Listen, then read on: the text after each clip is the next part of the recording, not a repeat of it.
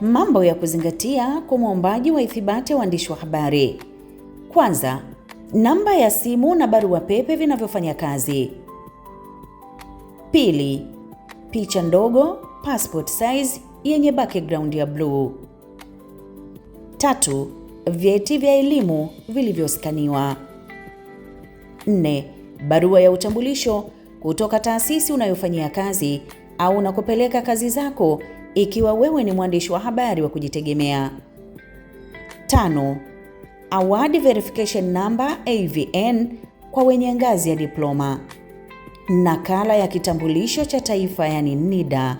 Viambatisho vyote vinatakiwa kuwa katika mfumo wa PDF.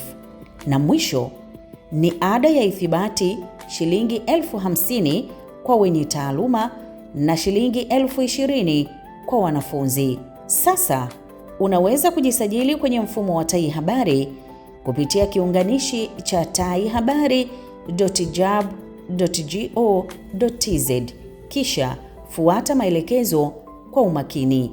Hakikisha viambatisho vyako vyote vinasoma na vinafunguka. Kuimarisha uandishi wa habari kwa weledi na uwajibikaji.